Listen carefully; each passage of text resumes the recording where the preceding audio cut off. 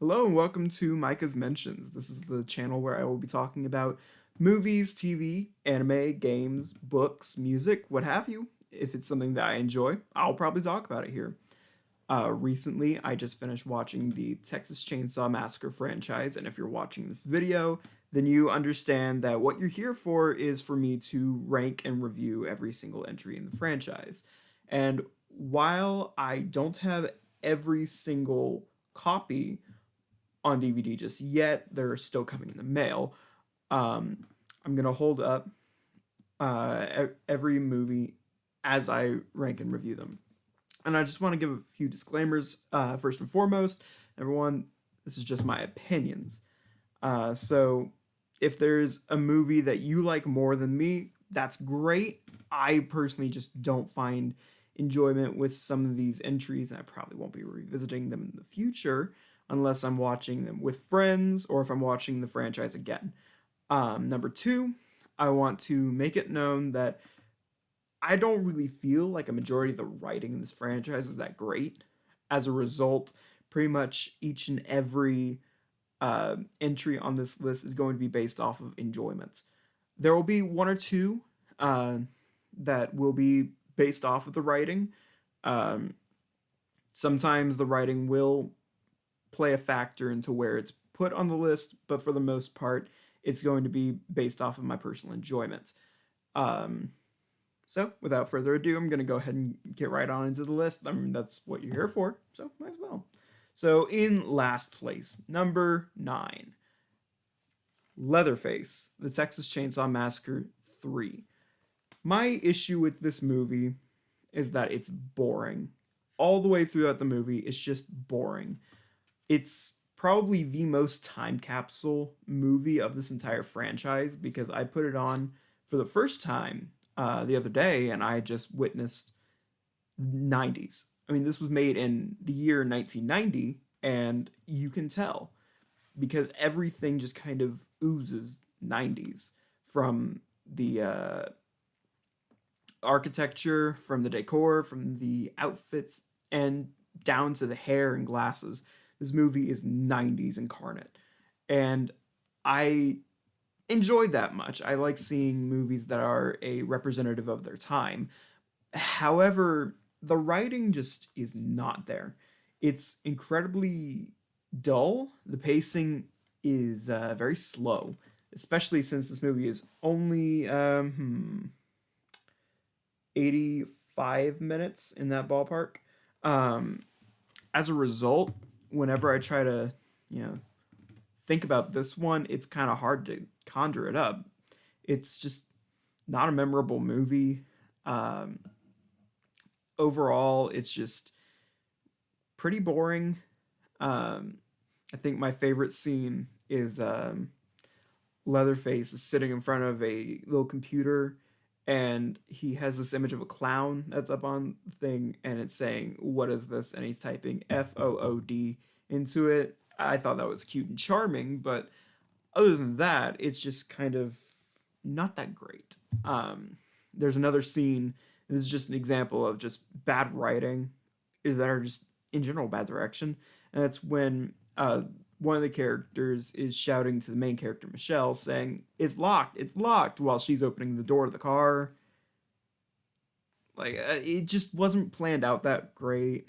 I watched the unrated cut, and it still wasn't really all there. Um, Overall, it's kind of a forgettable entry in a franchise that's full of not stellar writing. So it's very disappointing. It's a stinker. That's why it's in number 9. Moving on to number 8, and I know this is going to be a bit of a controversial opinion. I've already talked with some people, and they felt that this was a controversial pick for number 8, but I'll explain myself in a minute. Number 8 is The Texas Chainsaw Massacre 2. Now, hear me out. Hear me out. Are you still with me? Are you still with me? Texas Chainsaw Massacre 2 kind of fumbles the ball a bit. Its first 50 minutes I love. That's why it's not even last place. It can't possibly be last place because its first 50 minutes are great. I love the first half of this movie. Just the entire dynamic, the comedy, it just really comes out really well in those first 50 minutes. Stretch is great. She's great throughout the entire movie. I don't know if I would say she's my favorite lead character. I'll get to that later. But she's a good character. She carries this movie. Like, if she wasn't as well written as she, was, then I'm pretty sure I wouldn't enjoy this movie nearly as much. However, as soon as we get to the amusement park at the end of the movie, it stalls. It becomes very repetitive and it becomes, well, boring. Um, a lot of it is just situations that could have been fixed by simply running up the stairs. It's one of those few situations where running up the stairs is actually beneficial to you. Um, Throughout that entire final part, I kept checking my time, see, oh, is this almost over? Are we nearly done? And it's just like, oh, I still have another 20 minutes. It's like, yay. I wanted to like this one because I heard it was zany, off the wall, and weird. And it is. You kind of get over it, especially when the cast is so small. Um, Aside from Stretch, I wouldn't really say I liked the majority of the characters in this movie. They were kind of there. I know some people like Chop Top, and I thought he was funny in the beginning, but as we got further into the movie, he just kind of got on my nerves. Um, Leatherface is really weird in this one. It's the only one where he's less of a, you know, psycho and more of just kind of a sex starved teenager. It was really weird. There's a scene with a chainsaw and Stretch and at that area. It's like it felt weird. I didn't really like it. But and I know that was in the first 50 minutes and I said I loved it, but that one bit I didn't really care for. The rest of the movie, mm, the bridge scene, phenomenal. The whole driving backwards on the bridge, I thought was really well done, very entertaining, and overall very shocking. It's a very well done movie. And I know I'm just kind of contradicting myself by saying it's boring, it's well done, but you're gonna hear a lot of that on this list of it's well done, but here's what makes it bad. And for Texas Chainsaw 2, it's that it is pretty boring in the second half. All right, so next up, number 7 is Leatherface from 2017. This is probably the first movie on this list that I would say I did enjoy a good amount.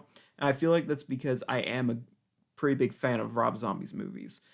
Um, and I say that because this is the most Rob Zombie-like film to not be made by Rob Zombie. And as a result, it feels more The Devil's Rejects than it does Leatherface and Texas Chainsaw Massacre. But I'm not totally against that because it's one of the only entries that does something a bit differently, and I appreciate that it tries to be fresher. Um, Now, all the story beats don't really work.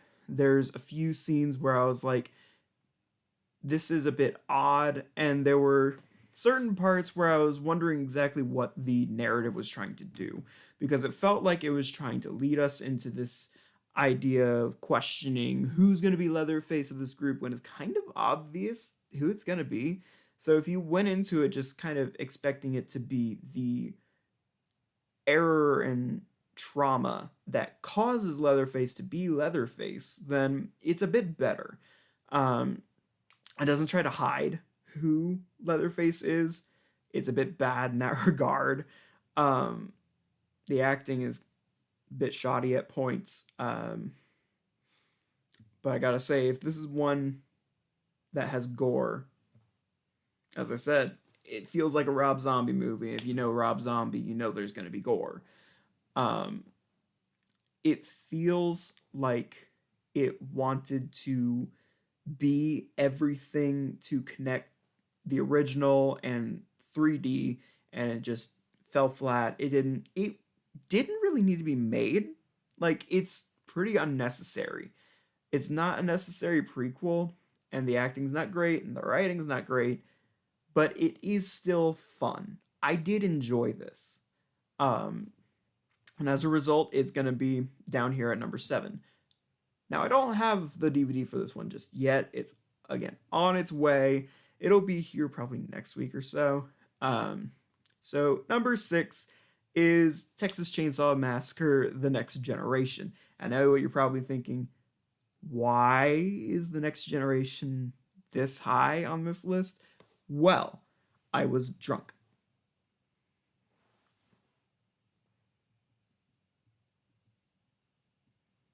This is a movie that gets better the less sober you are. In general, it's fun. It's just a lot of fun. It doesn't make any sense whatsoever. The acting is awful. And the ending, honestly, the ending summarizes itself in the best way possible with the line, all of this was an abomination. I totally agree. This is a awful movie that I cannot wait to rewatch. I love this movie a lot. Like, it's probably the least violent of the entire franchise, and it's called Texas Chainsaw Massacre, but never once is the chainsaw used on any of the characters. It's there. You see it. It's being waved around. You just never see it being used, which I thought was interesting. Matthew McConaughey is a standout for just how bizarre he is, and of course you get the iconic "all right, all right, all right" kind of line. It's it's another one where I question why it was made, and I know that it was either Renee Zellweger or it was Matthew McConaughey's agents, or both. I wouldn't be surprised if it was both. Were begging the studios to just not release this movie into theaters. Don't release it because it would tarnish their brand. And I totally see it. This movie is awful. It's just weird. It is a weird movie. But boy, if there's any movie that deserves to be a cult classic, it's The Next Generation. So moving on to number 5, which is another one which you'll be like, why is this one so high? Well, that's because I have a bit of a nostalgia bias for this one. And you'll see why with the box that I have for it. Number 5 is Texas Chainsaw 3D. And Texas Chainsaw 3D, atrocious writing. Second worst in the series when it comes to writing. But this is the most fun that I had during this entire franchise watch. And I really would love to watch this again. And part of the reason why this is a nostalgia bias is that it is a Blockbuster copy. I bought it at a Blockbuster prior to them going out of business. So as a result, I just kind of really like this movie because I was able to get it from a place that I really appreciate. Now, aside from Alexandra Daddario, is anything about this movie actually good? No. Her acting honestly saves this movie. If it wasn't for her, then I'm pretty sure this movie would be far lower on this list. She just does such a great job with the character Heather, and by the end of the movie, it's just, this is really stupid. The line, do your thing, cuz, will always haunt me in the best way possible, because I quote that whenever I can to any Texas Chainsaw fan just to see what they will react with. This is a movie that also is a bit of an abomination. It was Lionsgate's first outing with the Texas Chainsaw franchise, and it just did not stick the landing.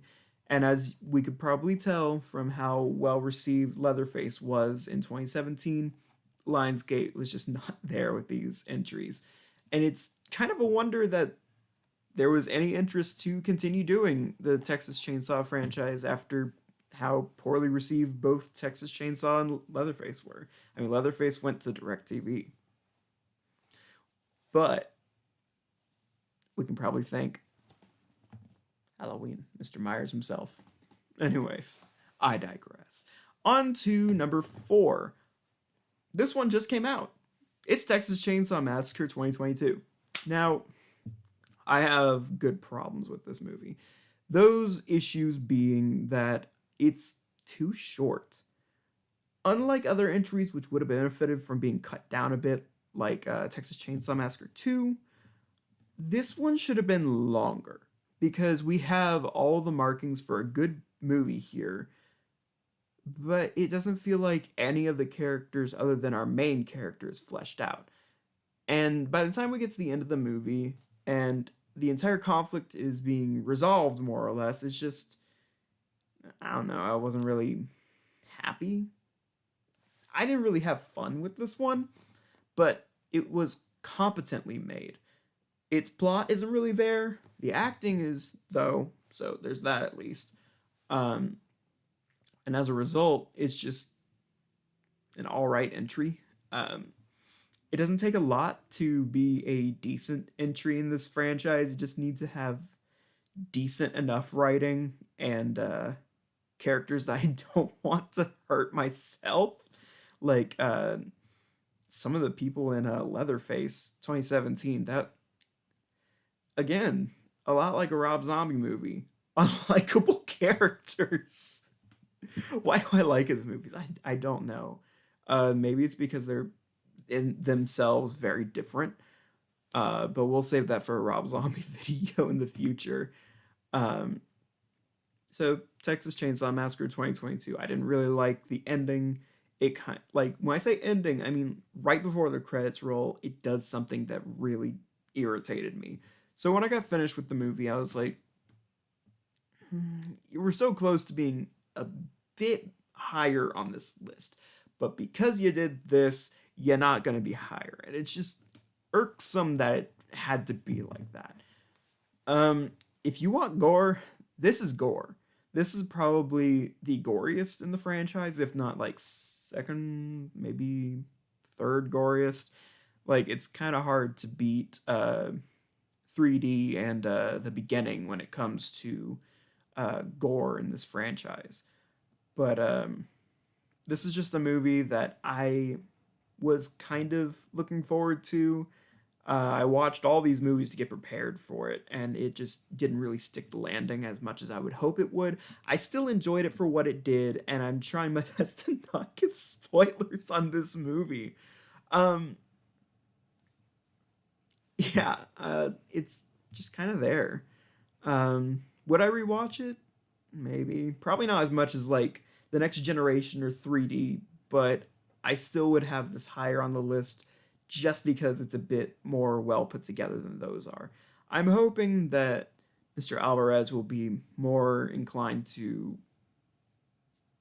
direct the movies themselves if they continue doing these, because while you can tell that his fingerprints are all over this movie, it doesn't have the charm of like Evil Dead 2013.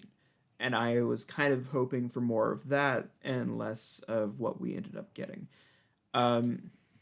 For the two characters that we get to know the most, of Lila and Mel, they're good, I guess. Mel has the better arc of the two. Lila has a better backstory. So it's like the more interesting one does less, while the one that is less interesting has a better story. And it's really weird how they decided to go about that, and the ending, again, doesn't work for me.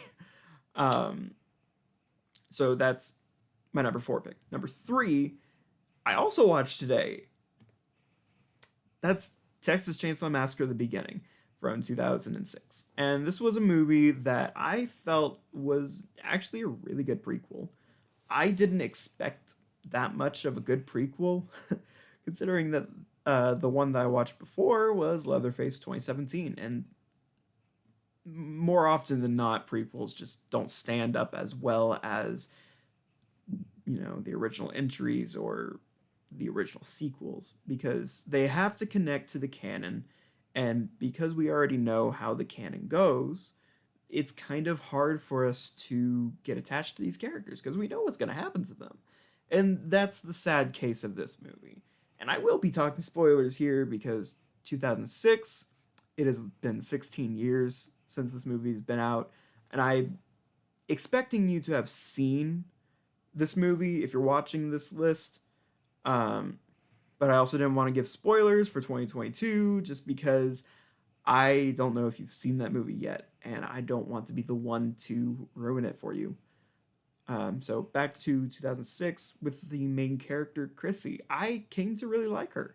I knew how the movie was going to end because that would be major continuity errors. There would be a big loose end that's just sitting out there, and it's because Chrissy would be left alive. So I knew by the end of the movie that everybody was going to be dead. It was the same thing that I had with Leatherface in 2017, is that I knew that it was going to have its loose ends tied up, or else the one that follows it isn't going to work as well, because it's like, well, where's this character? So the short answer is they're dead. Yeehaw! Welcome to Texas. Ooh, that reminds me of so that's another Texas Chainsaw 3D line. This is a chaotic video. We're allowed that on our first video.